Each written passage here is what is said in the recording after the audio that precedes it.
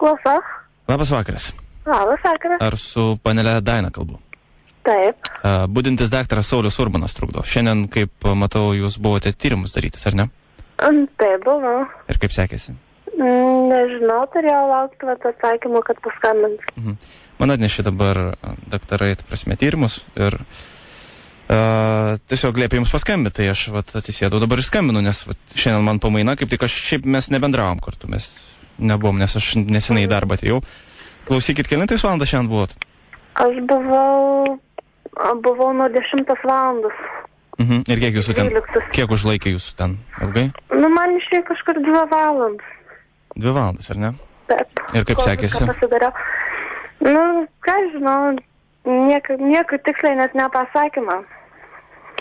O, ta prasme, jūs jautėte, kažkaip jaučiatės blogai prieš, tai kodėl jūs ėjote tos tyrimus darytis? Šiaip jau silpnai jaučiausi. Silpnai, ar ne? Taip. O jūs turite vaikiną? Šiuo metu ne. Keista. Štai pamačiau ir sakau, reikia man pačiam paskambinti, nes, tokių atvejų nėra ir buvę labai taip dažnai. O tai kas yra? O norit sužinoti jūs dabar? Taip, tai labai įdomu, nes laukiu atsakymų. O jūs galite pasakyti savo pavardę gal, nes aš gal sakau čia, sumaišė ką nors? Tai pavardės nėra, yra. Tai aš matau, aš noriu pasitikrinti, ar tikrai jūs čia. Vardą. Daina.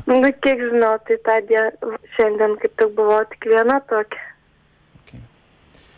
Gerai, Daina, tai aš turiu tau pasakyti tada. Atsisėsk ant kėdės. Dabar esmė sveikatai, tau nieko blogo čia nėra, tu nenusimink. Tai aš dabar jau sėdžiu. Sėdit, ar ne? O tavo tėvukai yra kur nors, ar kas?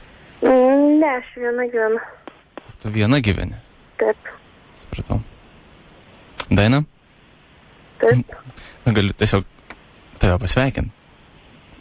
Kodėl? Tu esi neščia.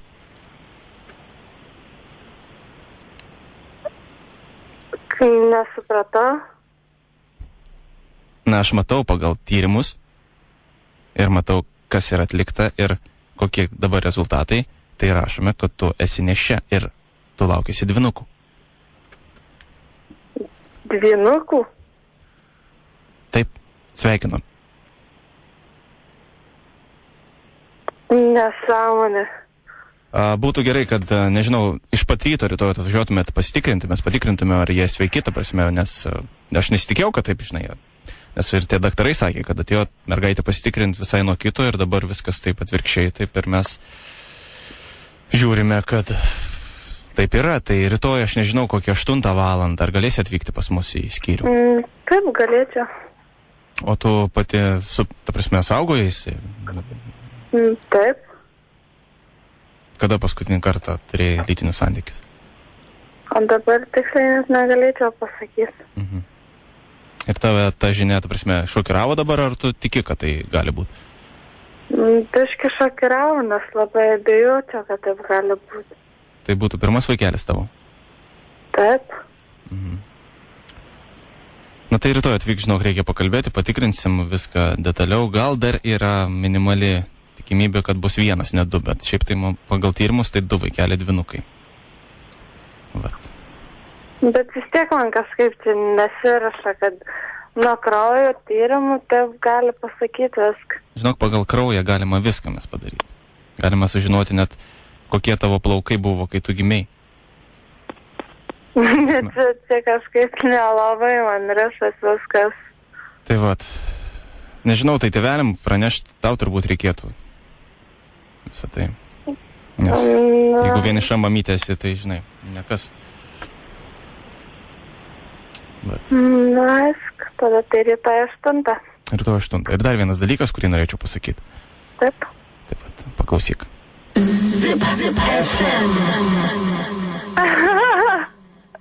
Labas. Daina, Jonas iš Zip FM.